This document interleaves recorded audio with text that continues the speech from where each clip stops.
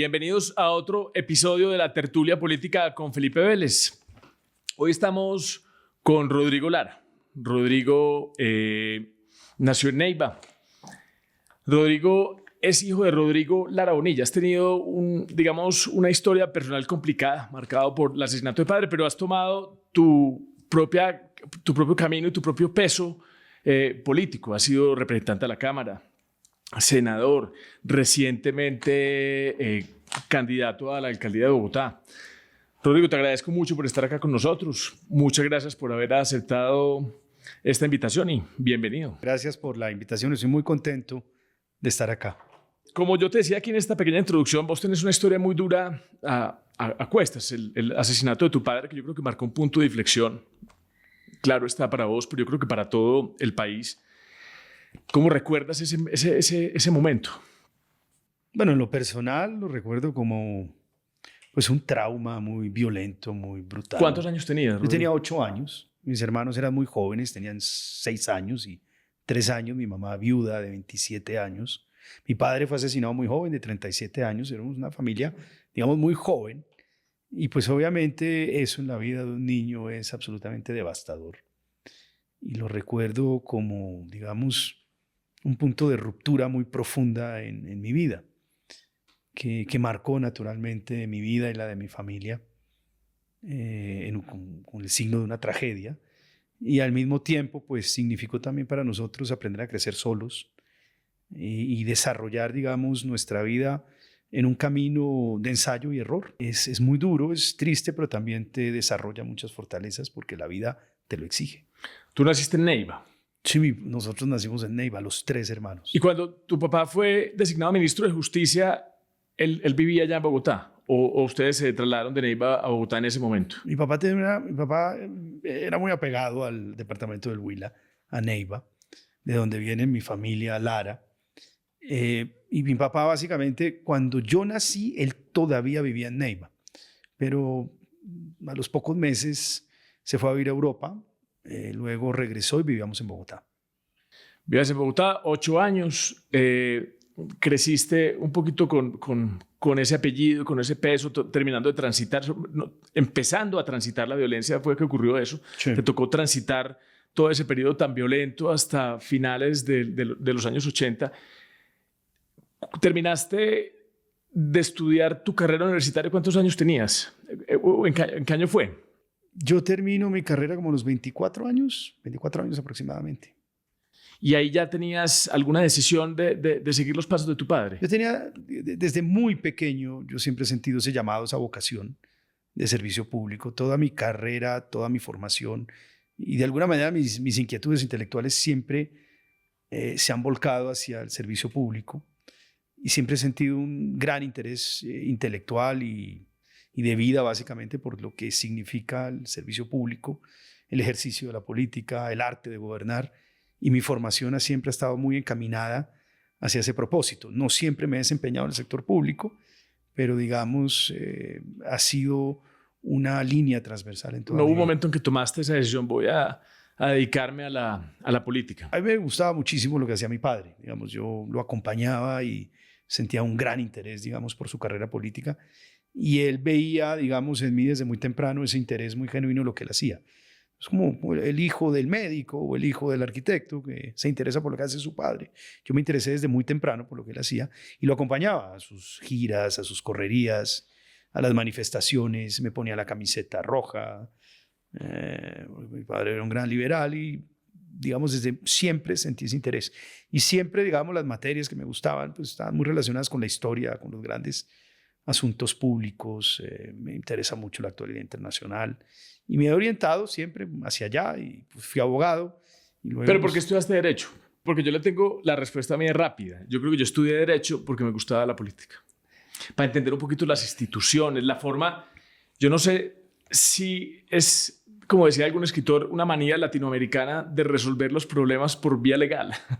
Pero es como ese afán como de resolver problemas de la sociedad. Te lo cuento desde mi punto de vista como para... Yo tenía un gran interés por la sociología, básicamente. Pensé, pues, incluso llegué a averiguar por la carrera de sociología, porque pensaba que era la manera más científica y más directa de conocer los conflictos sociales de un país lleno de conflictos sociales como Colombia. Sin embargo, pues tomé la decisión de estudiar Derecho porque pues, me permitía vincularme con los asuntos públicos y al mismo tiempo pues, tenía una naturaleza más práctica también, más real, más de la vida real. O sea, tenía también la posibilidad de poder desarrollar una carrera profesional por fuera de la actividad política. Sí, sí, sí. Por eso no estudio sociología finalmente y bueno, gracias a eso estudio Derecho. ¿Y cuál fue tu primer cargo público? ¿Representante de la Cámara? No, ese fue mi primer cargo de elección popular, fue senador. Yo aspiré yo participé en las elecciones de 2010. Perdón, de 2006. Fue mi primera... Entonces primero fuiste SAR anticorrupción. Yo primero aspiré al Senado en 2010 y perdí. Perdí por una diferencia relativamente pequeña. Y en el año 2007, Álvaro Uribe me nombra SAR anticorrupción. Allí estuve un poco menos de 2 años. Renuncié y terminé después entrando al Senado, básicamente porque Germán Vargas se retiró del Senado y me había faltado un tris para llegar. Entonces, pues me correspondió entrar y entré 2 años y medio. Entonces son casi 20 años en la actividad política. Sí. Casi 20 años. Prácticamente 20 años. ¿Y cuál ha sido el momento más duro en toda tu carrera política, Rodrigo? Tal vez la presidencia de la Cámara. ¿Duro profesionalmente o duro momento? Profesionalmente y por los retos que me tocó vivir como presidente de la Cámara. Fue un periodo muy interesante porque mi presidencia de la Cámara coincidió con el último año de gobierno de Juan Manuel Santos y con la implementación de los acuerdos de paz. Yo estuve de acuerdo básicamente con la implementación de los acuerdos de paz, pero yo también tenía muchas observaciones respecto de los textos que lo implementaban. Y pues yo siempre he sido un político muy independiente, siempre he sido, digamos, he tenido mi propia línea y pues no era un político enmermelado y por consiguiente fui un presidente muy independiente. Yo recuerdo que cuando asumí la presidencia de la Cámara, cosa que no le gustó mucho al gobierno de Santos, porque todos los gobiernos prefieren tener presidentes de corporación relativamente dóciles o que por lo menos entren dentro de las transacciones tradicionales de la política. Primer y último año de gobierno especialmente. Generalmente el último año no les importa tanto, a menos que tengan unas leyes y unos temas muy importantes por pasar en el Congreso. Como en ese caso la implementación del acuerdo de paz. Toda la implementación de los acuerdos de paz. Y fue un periodo muy duro porque cuando yo asumí, yo hice una visita protocolaria al presidente Santos. Le dije, mire, presidente, los acuerdos de paz van a pasar, pero va a haber modificaciones. Santos él no estaba muy acostumbrado básicamente a que le dijeran qué había que hacer. Me dice, los ministros no están de acuerdo con los cambios que usted le quiere realizar a los acuerdos de paz. Yo le dije, bueno, pero es que los ministros tienen una opinión y yo soy el presidente de la Cámara. Entonces vamos a resolver unos temas de los militares. Por ejemplo, era muy importante definir las reglas de atribución de responsabilidad de mando. Es decir, cuando el delito de un subordinado sube a un superior, que eso estaba totalmente abierto. Vamos a introducir unas normas de derecho operacional que permitan también proteger o fortalecer jurídicamente el régimen de los militares. Y en lo que esté a mi alcance, voy a tratar de hundir la reforma política. La reforma política no tiene absolutamente nada que ver con la implementación de los acuerdos de paz. Y eso fue pues, un periodo muy difícil, pues, porque pues, yo no recibo mermelada, entonces pues, era presidente totalmente autónomo e independiente, presidente de la Cámara, independiente del gobierno, y fue un pulso muy fuerte con el gobierno. Fue un pulso durísimo contra una mayoría muy aceitada de Unidad Nacional, que obviamente tenía la orden del gobierno Santos de pasar los acuerdos tal como los quería pasar el gobierno. Y finalmente, pues a pesar de que fue muy duro, fue un pulso muy duro, terminé ganando yo. Las normas que protegen a los militares en responsabilidad de mando, en derecho operacional, quedaron dentro del texto. Por eso tú no ves una reacción muy fuerte por parte del estamento militar en contra de la Jurisdicción Especial para la Paz, porque les resolvió un problema y resolvió unos temas sensibles como el tema de responsabilidad de mando. Y en segundo lugar, pues hundimos la reforma política. Les daba una especie de fuero operacional. Las normas de responsabilidad de mando eran muy importantes porque en los acuerdos de paz como venían, no había un criterio que permitiera determinar en qué circunstancias y en qué casos, qué momento la responsabilidad del subordinado se vuelve la responsabilidad del superior.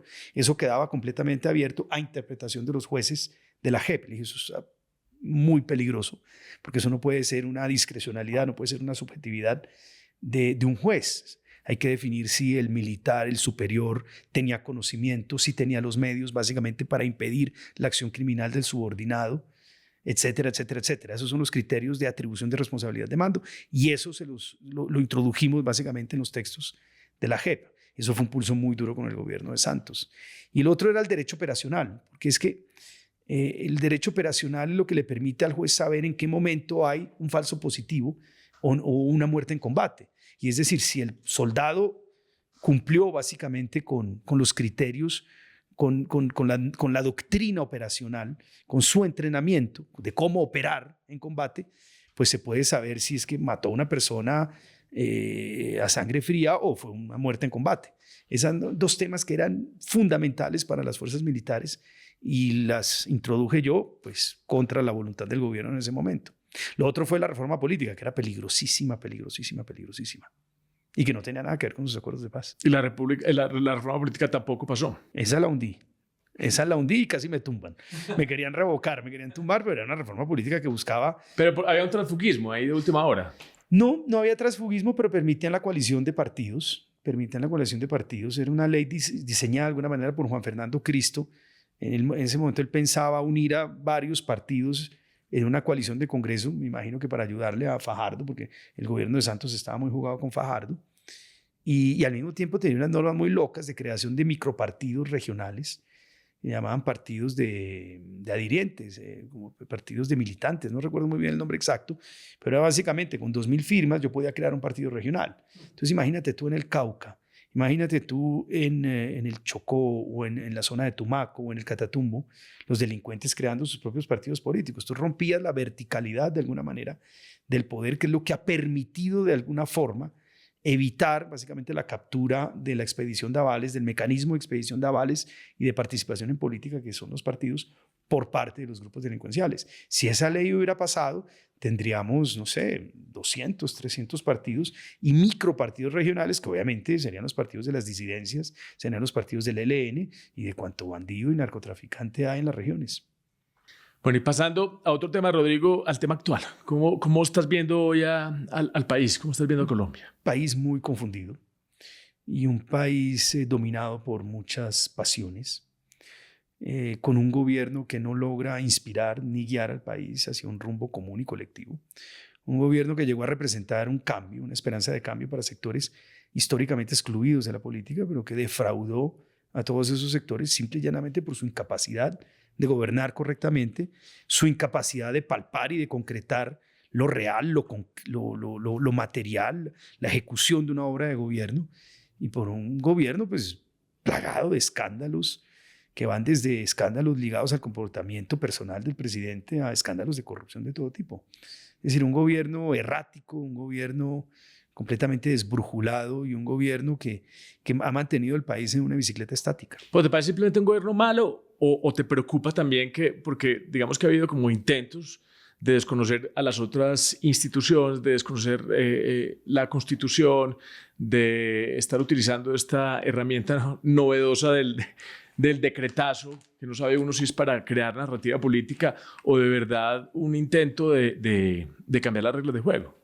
No, yo no creo que Petro, para cambiar las reglas de juego de manera profunda, que es lo que puede poner en entredicho una democracia, se necesitan últimas de mucho coraje.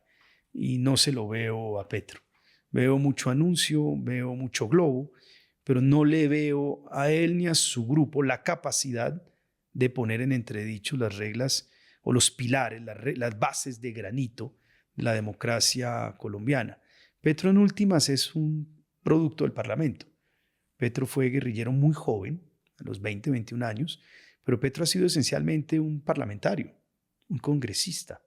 Petro duró más de 20 años, casi 25 años, sentado en el Congreso de la República, excepto su paso por la alcaldía, y eso marcó su vida. Es un tipo dialéctico que habla mucho, ejecuta poco. A mí lo que más me preocupa del gobierno, para serte franco, es que es un pésimo gobierno. En las democracias, en cualquier democracia del mundo, se alterna la izquierda con la derecha. Y en muchas democracias esa alternancia no es dramática, Puede haber gobiernos buenos de izquierda, gobiernos malos de derecha, buenos gobiernos de derecha y malos gobiernos de Y se van izquierda. balanceando las cargas. Y se van balanceando. Dependiendo de las coyunturas y de las Exactamente. necesidades del momento. Entonces, el problema no es que llegue un gobierno de izquierda. Después de la llegada de Hugo Chávez al poder en el 97, ha habido más de 30 gobiernos de izquierda en América Latina. Gobiernos que hayan roto el hilo institucional, pues en Venezuela, en Nicaragua y en Bolivia. Los demás gobiernos de izquierda pues han respetado la alternancia en el poder y las reglas fundamentales de la democracia. El problema de los gobiernos de izquierda es que sean malos, como un gobierno de derecha que sea malo. Y este gobierno es tétricamente malo. Es un gobierno incapaz de gobernar, incapaz de concretar lo material, lo real, lo concreto, e incapaz de cumplir con las promesas que incluso hizo en su campaña. Pero no te preocupa, puede que falte capacidad de ejecución. Estoy completamente de acuerdo contigo en eso, pero ahorita hablabas de cuando fuiste presidente de la Cámara en el último año del gobierno anterior, no, del penúltimo gobierno. El Congreso estaba muy aceitado. ¿Tú no crees que estas instituciones, por ejemplo, es que a mí, por ejemplo, el ejemplo de la reforma laboral, de cómo una reforma que se quedó en comisión al final pasó después con una amenaza de una convocatoria, una consulta popular, que ese Congreso le pueda dar cabida a una ruptura institucional? No, eso no va a pasar. Para que Petro, digamos, rompa el hilo institucional, para que Petro deshaga las bases de granito de nuestra democracia, necesitaría contar con una aceptación popular muchísimo más alta. Tiene que contar básicamente con una movilización masiva de la población y él no la tiene.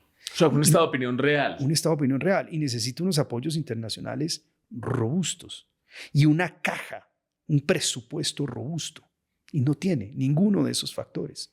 A ver, Chávez, primero, por ejemplo, el caso de Chávez, que no es comparable con este, pues Chávez no tiene origen parlamentario, es un militar, es un paracaidista, que contó con una caja y un presupuesto absolutamente formidable entre 2002 y 2015, pero descomunalmente grande.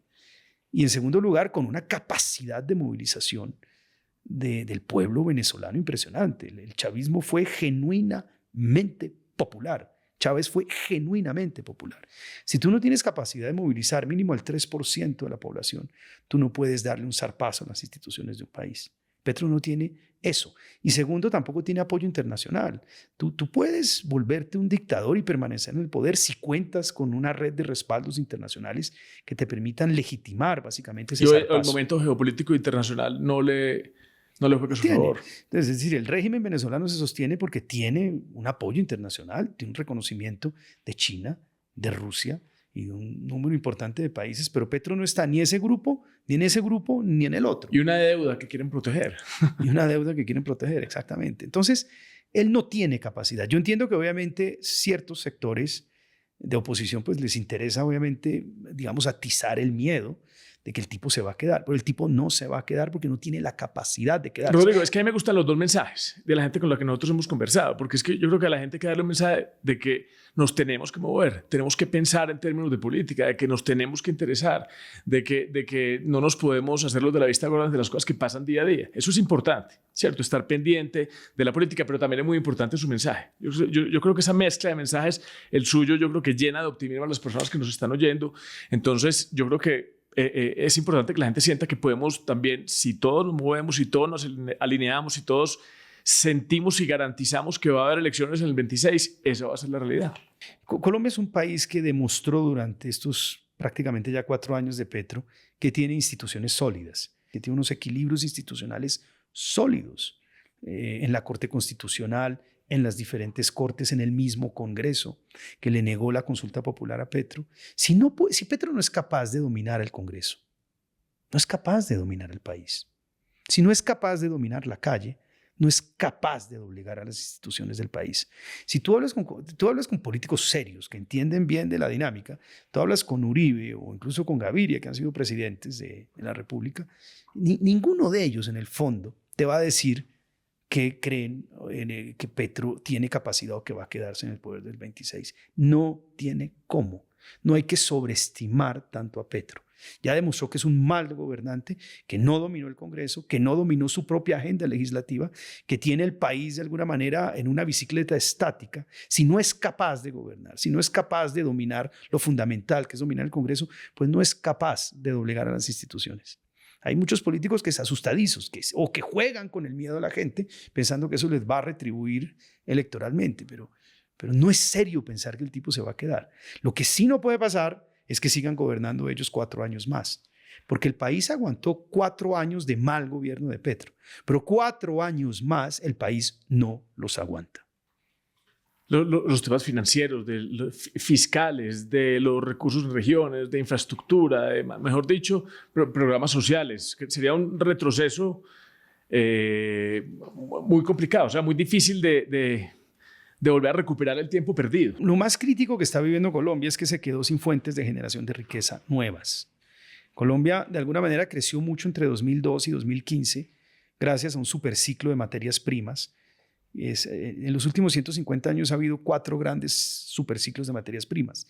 El de Primera y Segunda Revolución Industrial, el post-Primera Guerra Mundial, el post-Segunda Guerra Mundial y el de 2002 a 2015, que fue el crecimiento de China, que generó unos precios de materias primas extraordinarios y unas condiciones de inversión muy atractivas en los países emergentes. Pero eso se acabó en 2015-2016. Y nosotros hemos venido sustituyendo ese crecimiento de entre 2012 y 2015 por gasto público. Gasto público financiado con deuda y con 8 reformas tributarias. Y ya se acabó la caja. El país entró básicamente en un problema y una crisis fiscal sumamente estructural y sumamente grave. Y lo que es más lamentable es que en este gobierno, pero también lamentablemente en el anterior, no se han encontrado nuevas fuentes de generación de riqueza, nuevas fuentes que generen divisas, que generen crecimiento, que generen empleo, porque seguimos dependiendo de los mismos motores económicos de los últimos años. Y esa es la verdadera amenaza que se cierra sobre el país, porque yo puedo tener grupos de bandidos en todo el territorio, puedo tener bandidos disidentes en el Cauca, en Nariño, pero si yo tengo caja, yo puedo fortalecer y robustecer el ejército y recuperar la capacidad ofensiva, pero si no tengo caja, ahí vienen los problemas. Si no tengo caja... Es que hoy la discusión debería ser cuál es ese valor agregado del futuro, o sea, hacia dónde vamos a enfocar nuestra mirada para ser más innovadores, para educarnos, para que las empresas vayan hacia esos nuevos sectores, en vez de estar discutiendo si retrocedemos cada una de las reformas 30 años, ¿cierto? Sí. Digamos, Petro tiene una personalidad caótica. Y él se siente a gusto en el caos, en la confrontación permanente, porque ese ha sido su estilo, digamos, político a lo largo de su vida. Ese fue su estilo en la alcaldía, la confrontación. Ese fue su estilo como parlamentario, que es en últimas una regla elemental de la política, que es siempre encontrar un enemigo y una causa que movilice a la gente en contra de ese enemigo. Y Petro lamentablemente trajo esa dinámica parlamentaria de la política, la trajo y la aplicó básicamente a su estilo de gobierno. Y al final la dialéctica esconde la falta de ejecución, ¿cierto? Que además le aburre. Desvía un poquito Nunca se ha preparado para el ejercicio de gobierno, para el ejercicio de gobernar. Él mismo lo dice, me aburre. Yo quisiera irme, salir corriendo de este palacio, porque lo de él es básicamente el activismo, lo de él es la movilización popular alrededor de el enemigo figurado y la causa que moviliza a la gente en contra de ese enemigo. Él es ese producto y esa fue su vida parlamentaria, esa fue su alcaldía y ese fue su gobierno. No deja ninguna reforma importante excepto la pensional. ¿Qué más deja Petro?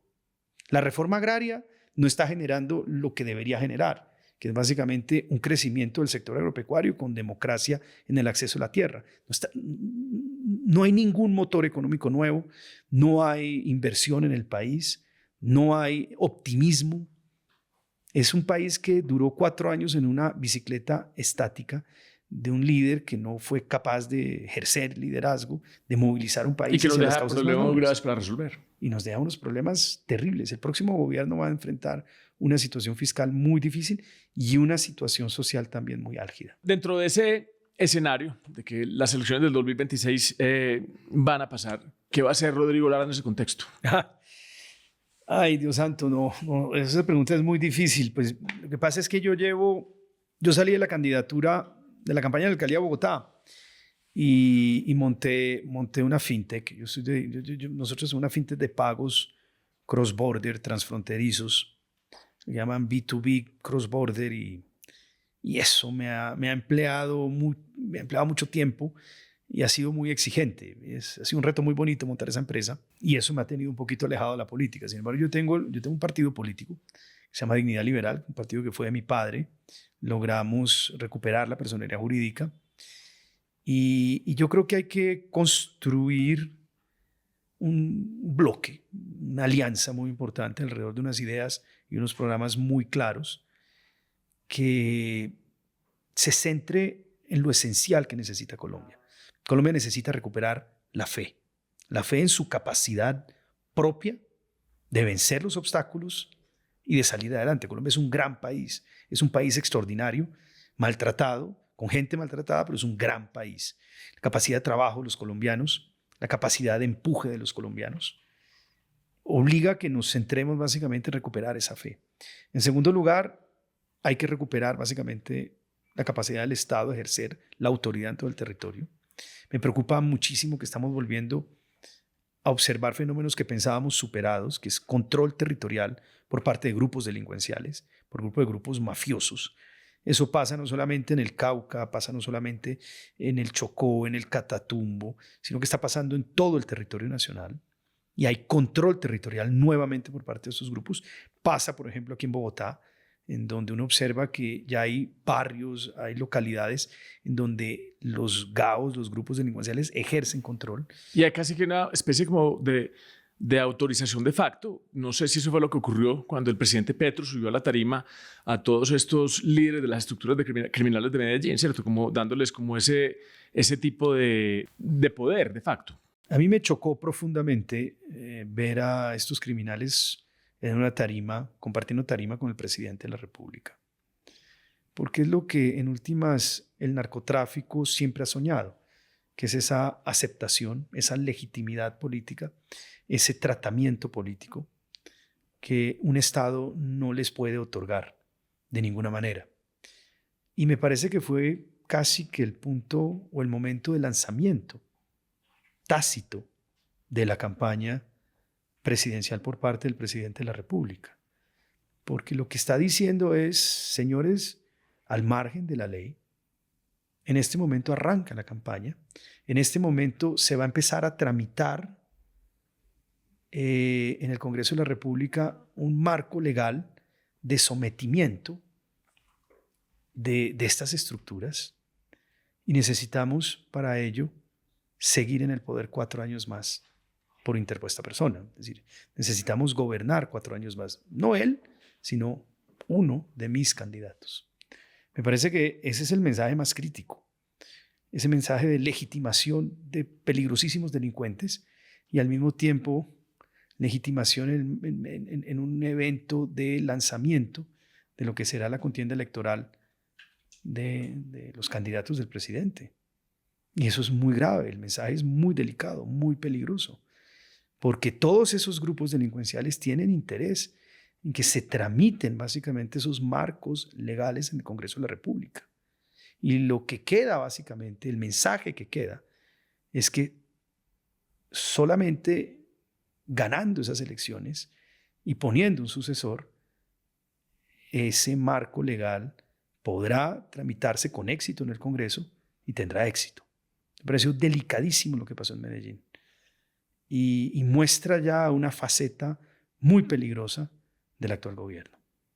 Bueno, y es muy importante la competencia por la presidencia. A mí me decía una vez en este mismo podcast, en una conversación que tuvimos con Juan Daniel Oviedo, que era muy importante también, digamos, conquistar al Congreso. O sea, que deberíamos no solamente pensar en esos nombres hacia la presidencia, sino también en esos nombres al Congreso. Y yo siento que parte de esta conversación tan amplia, donde hay tantos candidatos, yo creo que es gente que está levantando la mano porque quiere estar en una conversación, no precisamente queriendo llegar a la presidencia. ¿Usted qué opina de este tema del Congreso? Pues es fundamental, es decir, un gobierno que no controla al Congreso, que no tiene mayoría en el Congreso, pues es un gobierno que pero, no... Pero un Congreso de coalición, ¿cierto? Claro. Estamos hablando de un Congreso de coalición, de esas conversaciones y alianzas que usted siente que se tienen que dar. Claro, claro, claro. En una democracia, para poder gobernar de manera eficaz, yo necesito tener una mayoría en el Congreso. De lo contrario, pues no funciona el gobierno. Es decir, a menos que uno sea un dictador. Un dictador no necesita del Congreso. Pero en una democracia, lo primero que necesita un gobierno es mayoría en el Congreso, mayoría en el Parlamento. Y entonces los republicanos llegan y su preocupación principal en Estados Unidos es tener mayoría. El sistema parlamentario inglés consiste en que el primer ministro surge de una mayoría previa. No hay ninguna razón para que en Colombia un presidente pretenda gobernar sin mayoría. Ese fue tal vez el error más grande que cometió el gobierno de Duque, que recibió una mayoría armada por Santos y la desbarató al otro día. Y para volverla a armar 2 años después, pues le costó sangre. Y este gobierno, pues que en su desorden no logró armar una mayoría y que cuando intentó armarla, pues le costó escándalos, o le costó básicamente, o le significó un escándalo de corrupción como el de la ONGRD. El gobierno tiene que armar con total transparencia una mayoría al próximo gobierno que le permita sacar una serie de reformas muy importantes y en el próximo gobierno, naturalmente. Pero tampoco está pensando en eso, en hacer parte de esa conversación, de esa gran alianza para participar al Congreso, o en qué va a participar, o en qué se va a quedar Dignidad Liberal. No, yo sí quiero participar en el esquema que se está armando de centro-derecha. Yo creo que ya pues Petro está armando su grupo. Me imagino que sacarán a Quintero, a María José Pizarro, son como los 2 candidatos que le gustan a Petro. ¿Usted ya no ve a Bolívar fuerte? No lo veo, porque para que Petro pueda ganar, él necesita un candidato que vaya de la izquierda hacia el centro. Y Bolívar representa muy bien a sus huestes de izquierda, pero tiene dificultades para crecer hacia el centro. Por los lados de lo que llaman el centro, llamémoslo así, bien pensante, pues eso ya está, las cartas ya están jugadas y hay una coalición del nuevo liberalismo. Mira. Sí, pero hay un actor principal que se llama Fajardo. Yo pensé que Claudia López iba a ser actriz principal y me doy cuenta que no, arrancó muy floja. Y los demás, me imagino que Luna, Galán, pues van un poco detrás, digamos, de Fajardo. Eso está como armado para que sea Fajardo, la impresión que yo me llevo. Y a Claudia, me voy a volver al centro, y a Claudia la ve entonces casi que, inclusive con los ataques recientes a Uribe, como teniéndose que acercarse por no tener más alternativas otra vez a Petro. Yo veo, para mí el centro gravita alrededor de alguna manera de Juan Manuel Santos, que es una especie de armador un poco tímido, un poco discreto, pero en últimas es un gran armador o ayuda a armar ese centro. Y yo veo a Claudia López ahí metida. Lo que pasa es que Fajardo no la quiere tener cerca. Juan Manuel Galán no la quiere tener cerca. Alejandro Gaviria no la quiere tener cerca. David Luna tampoco. Pero pues ese es el combo, digamos, de centro santista. Con ese combo y queriendo entender, y me parece una conversación muy importante a nivel de detalle, queriendo entender, usted ya no tiene cercanías con el nuevo liberalismo que está en esa conversación de centro. No, yo no tengo cercanías con el nuevo liberalismo. La conversación en la que usted quiere estar es una conversación un poquito más de centro-derecha. Exactamente, de centro-derecha. Que converge alrededor de la derecha y sectores liberales, de origen liberal. Yo soy liberal, digamos, de filosofía liberal. Y yo me veo básicamente una coalición de centro-centro-derecha con sectores liberales. Mucho más abierta, mucho más competitiva, mucho más democrática, digamos, en las posibilidades de crecer y de construir. Yo veo muy cerrado ya el espectro de centro para Fajardo. Allá no hay forma de competir, no hay forma de jugar. Yo creo que sería muy beneficioso para el país que se hagan unas grandes convergencias alrededor de ese centro, alrededor de la centro-derecha, ¿cierto? Sí. Yo creo que inclusive gente de derecha como el Movimiento de Salvación Nacional ha manifestado su interés también en formar una lista del Congreso. Vicky Dávila desde la independencia, el Centro Democrático un poquito más hacia la derecha. Entonces digamos que en esa gran conversación garantizar digamos un número de congresistas que haga mayoría, yo creo que sería muy beneficioso para el país. Pero dado ese escenario, y entendiendo un poquito el péndulo y cómo están hoy los números de las encuestas, ¿usted cómo ve hoy el tema presidencial? La gente casi reclamando la experiencia de Vargas Lleras. Usted también estuvo en Cambio Radical, que hoy está alejado de la contienda por un tema de salud. De Uribe, que está esperando, yo creo que el momento que salga este episodio va a estar saliendo al mismo tiempo la sentencia de primera instancia, del que han dicho que inclusive puede ser figura vicepresidencial, ¿cierto? Él, que ha llamado a todos esos mismos sectores de centro derecha que usted está nombrando. Entonces, ¿cómo ve hoy usted ese juego? Digamos, cerrado en la izquierda ya está organizada, así no parece que ya está organizada, y van a salir esos dos candidatos, Quintero o María José. El centro, digamos, alrededor de Santos, muy organizado alrededor de Fajardo, pues va a haber una consulta, pero eso lo termina ganando Fajardo. Y la centro derecha, yo veo un ánimo de muchos sectores de organizarse. Veo un ánimo también por parte del Centro Democrático de salirse un poco de esa ubicación de derecha que siempre les ponen para abarcar más el centro, y el centro es el espectro liberal. Yo creo que ahí se puede armar una consulta muy poderosa, una consulta muy interesante alrededor de unos ejes fundamentales para el país, y yo creo que ahí está el espacio. ¿Y qué liderazgo puede sorprender ahí en ese escenario? Todavía yo lo veo muy abierto. Hay una respuesta que se ha vuelto muy común, y es que el próximo presidente todavía no sabe que va a ser candidato. Pues que ya vamos en cuánto, en 40, faltan 30 más tal vez. Pero eso se irá decantando, es normal. En Colombia todo el mundo se queja, es que hay muchos candidatos. Es bueno que haya muchos candidatos. Eso demuestra que hay, digamos, una democracia vibrante. Lo grave sería que no hubieran candidatos, que la gente sintiera un gran temor y no se metiera en la contienda. El atentado a Miguel busca eso, producir terror, producir miedo en un país donde hay mucho político cobarde. Pero no obstante ello, yo veo que hay ánimo, y es normal que haya muchos candidatos porque Colombia está en una transición. La llegada de la izquierda al poder marca un antes y un después en la política colombiana, y marca también una transición generacional. Están saliendo las viejas generaciones y están entrando una nueva generación de candidatos presidenciales. Entonces es normal que cuando hay transiciones, pues entren muchos actores básicamente a jugar. Eso naturalmente se irá decantando. Es un momento de renovación de la política. Es un momento de renovación muy importante y de surgimiento de nuevos liderazgos. Lo que pasa es que lo importante es que haya mecanismos para organizar básicamente toda esa irrupción de nuevas figuras. Eso es lo que hay que construir. Un mecanismo democrático, que es básicamente la consulta de marzo, en donde lleguen 6, 7, 8, 9 candidatos por bloque. Son 3 grandes bloques: el bloque de la izquierda, el bloque del centro y el bloque de centro-derecha, que lleguen 3 mecanismos bien organizados para ir decantando. Y antes de esas consultas interpartidistas, ¿usted cree que también hay algunas conversaciones y alianzas intentando llegar con más fortaleza a esas consultas interpartidistas? Sí, claro, y se dan, por ejemplo, a nivel de Congreso. Sí. Bueno, usted decía que, por ejemplo, el atentado a Miguel Uribe buscaba entorpecer el proceso electoral, ¿cierto? Enrarecerlo, generar miedo. ¿Usted cree que el proceso contra Álvaro Uribe también tiene ese mismo objeto? Pues mire, yo recuerdo que en 2017 yo estaba en la Cámara de Representantes y yo le dije a Álvaro Uribe: acaba de aprobarse el marco legal de la JEP y hay un tema de fondo muy complicado, y es que este proceso de testigos que le abrieron, lo que busca es básicamente llevarlo, arrastrarlo a un tema relacionado con conflicto, básicamente.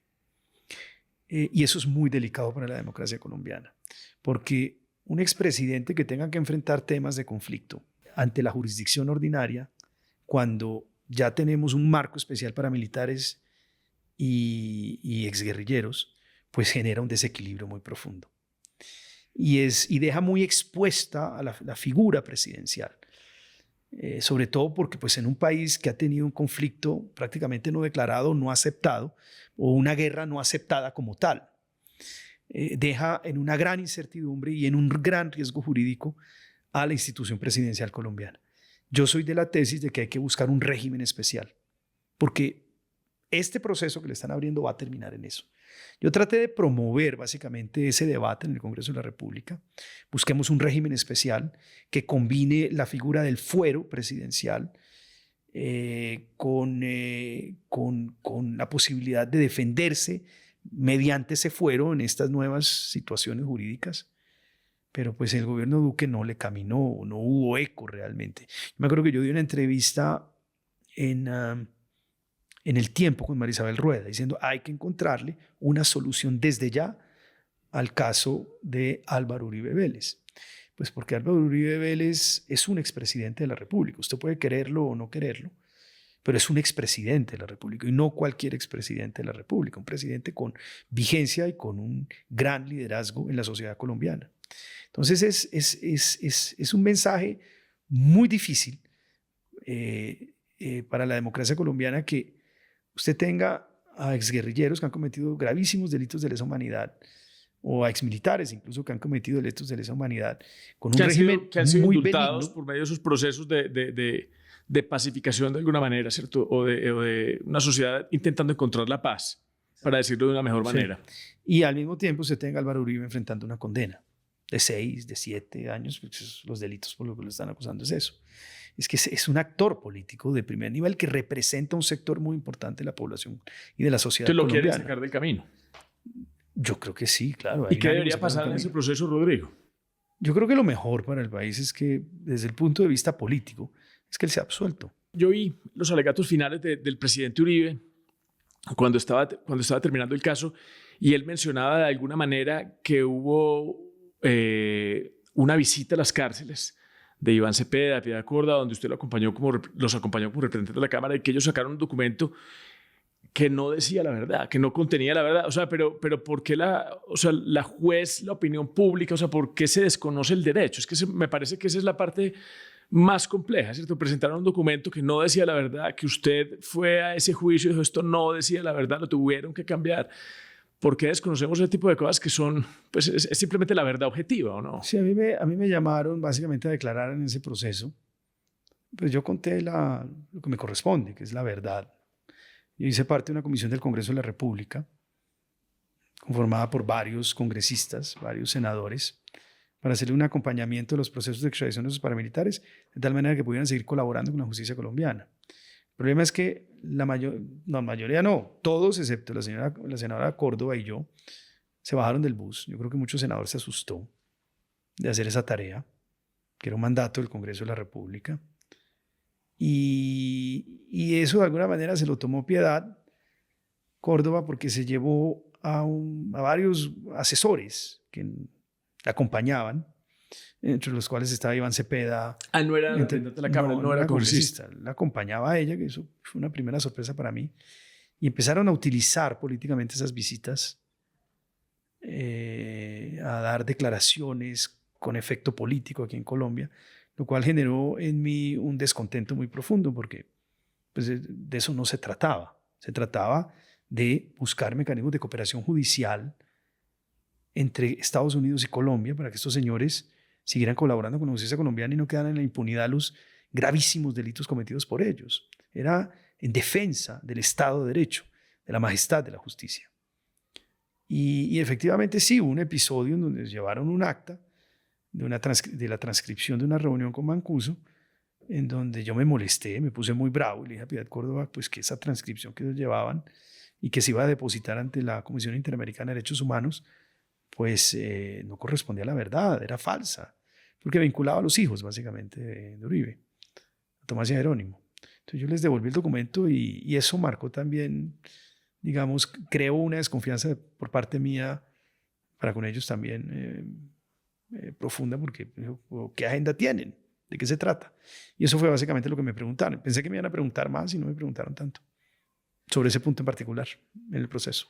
Bueno, no, Rodrigo, te agradezco mucho. Nos has contado, mejor dicho, yo he estado un poquito absorto escuchándote. Me gusta tu posición. Yo creo que tenés unos puntos de vista disruptivos, optimistas, que me gusta. Yo creo que hay que darle ese mensaje al país. Yo creo que también le estamos sobredimensionando a Petro. Es el líder superior con ese tipo de discursos. Yo creo que nos está faltando es un poquito como una mirada objetiva y realista a ver qué es lo que realmente está pasando. Yo creo que el poder está en nuestras manos. Nosotros tenemos es que apoyar a todas estas personas que están participando, ¿cierto? Nosotros tenemos que participar en todos estos procesos, acompañarlos y empezar desde ya a interesarnos en las próximas elecciones a Congreso y a Presidencia. Nosotros terminamos esto con un pequeño bloque de preguntas personales, pero son muy fáciles, pues. Y empezamos siempre con el libro, un libro que haya marcado tu pensamiento político. La democracia en América. Las obras de Tocqueville sin duda para mí son muy importantes. El antiguo régimen y la revolución y la democracia en América. Es un extraordinario psicólogo de las sociedades, de sus conflictos y de sus resortes internos. Y ahí venía siempre ese recuerdo de haber querido estudiar sociología. Pues de alguna manera él y Max Weber tal vez son los padres de la sociología, ¿no? Bueno, y una causa que siempre lo moviliza, así inclusive en los momentos más difíciles. La causa de la justicia, indudablemente. La misma mía. Mira, Colombia es un país sediento de justicia. Y justicia en últimas es seguridad, proteger a la gente, predecibilidad, y yo creo que eso es lo que necesita la sociedad colombiana. Bueno, y una canción que lo represente usted, que lo inspire o que lo conecte con su país. Con mi país. A mí me encanta Diomedes Díaz. ¿Cuál canción? Uy, tantas. Ven conmigo. ¿No? Me encanta Diomedes Díaz. Yo creo que no se ha repetido un artista como ese. A mí me encanta. ¿Y su comida favorita? Mi comida favorita. Me gustan mucho los tacos. Me gusta mucho la bandeja paisa. El asado huilense me encanta. ¿Y cómo es el asado huilense? Yo estaba esperando el plato huilense. Ese es básicamente un asado de cerdo al horno. Se prepara mucho en las fiestas de San Pedro. Me encanta. Me gusta mucho la bandeja, mucho los frijoles y el sancocho. Un buen sancocho bayuno de Ginebra me encanta. ¿Y hay sancocho Sí, también. Eso sí, en Huila? En todas partes. En todas partes. Sí, en todas partes. Pero en el valle lo hacen muy bien. El trifásico de la costa me encanta también. Rodrigo, ¿qué aspiras a alcanzar en tu carrera política? Yo he sido tengo un ánimo reformista muy profundo. Yo soy un liberal con una profunda preocupación social y mi paso por el Congreso fue un paso con reformas muy profundas, de normas de ICETEX, de consumo de drogas en las calles, el tratamiento penal para mujeres pobres. Fue un proceso legislativo muy fructífero. La última ley de encuestas parte de una ley que yo hice. Las senadoras la mejoraron, digamos, le agregaron más elementos. Yo creo muchísimo en la capacidad de reformar, y la capacidad de reformar básicamente es la capacidad de una sociedad para perfeccionarse. El ser humano, y eso me hace muy liberal, es perfectible. Yo no creo en las fatalidades. Yo creo que el ser humano, y esa es la grandeza del alma humana, se perfecciona espiritual, moral e intelectualmente si se le dan las herramientas para hacerlo. Y creo lo mismo de las sociedades y creo lo mismo de los países. Yo creo que ahí está la clave del reformismo liberal, esa capacidad de ir con pasos paulatinos sin destruir lo que ya tenemos, sin destruir nuestras instituciones, de ir caminando hacia un mejor camino, hacia un mejor futuro. Colombia es un país extraordinario y la capacidad del colombiano de salir adelante, de vencer la adversidad, de vencer la dificultad, es extraordinaria. El colombiano no se vara, como decimos popularmente. Lo que pasa es que necesita de un Estado, necesita de una sociedad que lo haga fuerte individualmente, que le permita desarrollar todo lo que tiene adentro, todo lo que puede ser, todo lo que sueña con ser. Y eso es lo que no está permitiendo hoy la sociedad colombiana. Pero yo estoy seguro que eso se logra. Nosotros pensamos que vivimos en una especie de determinismo, de fatalismo, de que las cosas siempre han sido así, de que el país no tiene remedio. Eso es falso. No, y aquí hay ejemplos de muy corto plazo donde este país ha vuelto a salir adelante y ha dado unos saltos hacia adelante gigantes. Extraordinarios. Porque yo noté una coincidencia cuando te dije, porque yo estudié Derecho, porque me gustaba un poquito la política por intentar transformar, ¿cierto? Y viste ese valor de la justicia que también, digamos, yo sentía que compartía. Y uno siente que la reforma, y te lo digo a modo de pregunta, uno siente que uno puede reformar a través de la ley, pero yo he pensado siempre que lo que se vuelve una política pública, lo que verdaderamente reforma es la ejecución. Total. Porque ahí es donde verdaderamente le llega a la gente y la gente lo reclama y se queda como una política pública permanente, más que una ley escrita, ¿cierto? Entonces, ¿no ha pensado usted ejecutando dónde? ¿En qué posición? ¿Como alcalde de Bogotá, como presidente de la República? Como alcalde de Bogotá, como presidente de la República. Sería hipócrita decirlo, negarlo. Cuando uno se mete en una carrera política, el propósito es llegar a lo más alto, no por ambición ni por ego. Hay algo de ego y algo de ambición, naturalmente, pero sobre todo para transformar. En el político es muy importante servir una idea, servir una causa superior. El político que no cree en nada es el político que va a tramitar sus intereses personales. Hay que creer en una causa superior y para eso se necesita del poder. El poder para transformar, el poder para mejorar la vida de la gente, para servir a una patria extraordinaria, a una patria grande como es Colombia. Y eso se hace desde el poder. Para eso es que se llega al poder. Entonces, obviamente que todos los que estamos en esto tenemos ese propósito. Yo soy muy inquieto, soy muy curioso. En este momento estoy en un ámbito completamente distinto. Como decía, yo ahorita estoy en una fintech, eso me ha tenido un poquito atado, digamos, que es la responsabilidad de mi empresa. Pero pues yo no pierdo, digamos, esa vocación, esa chispa, ese mensaje profundo del corazón. Esa no se puede decir. Que es servirle a mi país. Esa no se pierde, se lo puedo decir desde mi interpretación. Usted está mirando la política desde la distancia mientras tanto. Sí, yo quería ponerme también el reto, digamos, de montar esta empresa. Además porque, pues, serle franco, yo soy un político honrado. Digamos, yo vivo en mi trabajo, yo salgo con una mano adelante, una mano atrás de una campaña, una mano adelante, una mano atrás, cuando salgo del Congreso, yo vivía de mi salario y dije, bueno, pues yo tengo unos hijos, yo tengo una familia, monté esta empresa básicamente pensando que podía desligarme un poquito más de ella y dejarle un patrimonio a mis hijos y me he dado cuenta que la empresa me absorbe, pero cuando yo veo las campañas me brota el corazón y además, para serle, yo soy muy prudente y no hablo mucho de mi padre, pero pues que eso fue lo que yo también vi. Fue un hombre que sacrificó y entregó su vida por esto que es Colombia. Y uno no puede ser inferior básicamente a ese ejemplo que le dejaron en el hogar, ¿no? Entonces yo siento de verdad un llamado muy profundo y siento un amor muy grande por mi país. Rodrigo, muchas gracias por estar aquí, por acompañarnos y yo te agradezco por ese mensaje de optimismo. Gracias.